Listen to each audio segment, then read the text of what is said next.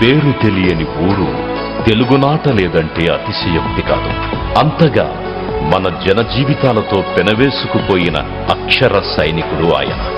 భారతీయ పత్రికా రంగంలో అనితర సాధ్యమైన ప్రయోగాలు చేసిన శిఖర సమానుడు. ప్రపంచంలోనే అతిపెద్ద ఫిల్మ్ స్టూడియోను నిర్మించిన మహాస్వాప్నికుడు. ప్రజాస్వామ్యం పరీక్షా సమయాలను ఎదుర్కొన్న ప్రతిసారి కలం పట్టి కదం తొక్కి దుర్మార్గాలను దునుమాడిన దీక్షాదక్షుడు. 1936లో జన్మించి 2024లో తమ 88వ ఏట మహాప్రస్థానం చేసే వరకు పనిలోనే విశ్రాంతి పొందిన ఈ నిర్విరామ శ్రామికుడికి ప్రజా ప్రయోజనం తప్ప మరేది ముఖ్యం కాదని చెప్పవచ్చు.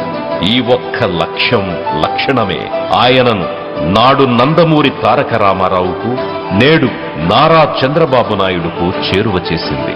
ఆనాడు 1982లో నాటి చారిత్రక పరిస్థితుల దృష్ట్యా తెలుగువారి ఆత్మగౌరవ పరిరక్షణ కోసం ఎన్టీఆర్ పార్టీని స్థాపించినప్పుడు కొత్త రాజకీయ పతాకానికి రామోజీరావు స్వాగతం పలికారు. కృష్ణా, గోదావరి, తుంగభద్ర, పెన్నా నదులు పారుతున్న అన్నపూర్ణ ఒడిలో ఆకలి కేకలు వినిపించే దురవస్థ ఎందుకు అని ప్రశ్నించిన ఎన్టీఆర్ కు ఈనాడు పత్రిక వీరతిలకం దిద్దింది.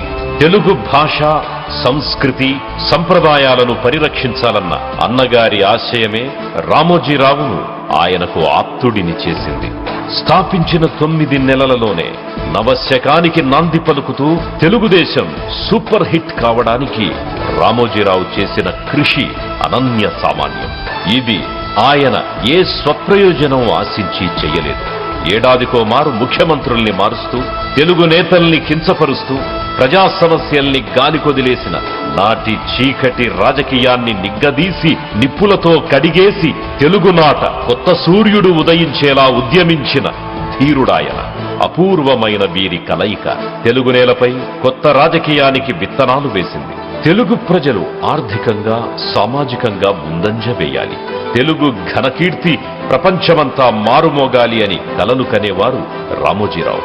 అందుకే నారా చంద్రబాబు నాయుడు ఆలోచనలను, ముందు చూపును అభినందించేవారు. ప్రజా సమస్యల్ని గుర్తించడం, పరిష్కార మార్గాల్ని అన్వేషించడం, వాటిని నెరవేర్చేందుకు తగిన ప్రణాళికలు వేసుకోవడం, సాధించే వరకు సేదతీరకుండా శ్రమించడం, చంద్రబాబులోని ఈ లక్షణాలే ఆయనను రామోజీరావు మనసుకు దగ్గర చేశాయి. ఆధునిక సాంకేతిక పరిజ్ఞానాన్ని ప్రజలకు అందుబాటులోకి తేవడం, ఇన్ఫర్మేషన్ టెక్నాలజీని యువతకు ఉపాధి మార్గంగా మలచడం, మౌలిక సదుపాయాల కల్పన ద్వారా పరిశ్రమల స్థాపనను ప్రోత్సహించడం వంటి అంశాలలో చంద్రబాబు విజన్ను, విధానాలను రామోజీరావు ప్రశంసించేవారు. ఎంత ఆత్మీయత ఉన్నా ఏ రోజు ఏకపక్షంగా ఒక పార్టీ కోసమో, ఒక ప్రయోజనం కోసమో పత్రికని అణుమాత్రం వినియోగించలేదు ఆయన. అన్ని రాజకీయ పక్షాల ఆలోచనలకు, అభిప్రాయాలకు అక్షర వేదిక కల్పించారు. ఒకసారి 2004 నాటి రాజకీయ పరిస్థితుల్ని, ఈనాడు వివిధ పక్షాల వార్తలకిచ్చిన ప్రాముఖ్యాన్ని చూస్తే రామోజీరావు నిష్పక్షపాత నిక్కచ్చితనం ఎవరికైనా అర్థమవుతుంది. ఏ రోజైనా, ఏనాడైనా ప్రజలే ఆయనకి ప్రథమం. అందుకే చంద్రబాబు ప్రజల కోసం చేపట్టిన ప్రతి ప్రగతికారక విధానాన్ని, అభ్యుదయ మార్గాన్ని సమర్థించారు రామోజీరావు.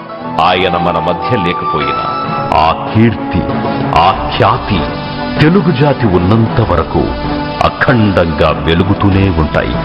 వారి ఆశయాలు, ఆలోచనలు ఆంధ్రప్రదేశ్ రాష్ట్రాభివృద్ధికి తోడ్పాటునందిస్తూనే ఉంటాయి. Hello and good evening guys. तो अगर आप एक यूट्यूबर हो और आप जो आपके वीडियोस में आउट्रो टेम्पलेट का इस्तेमाल करना चाहते हो बट आपको जो अभी तक प्रॉपर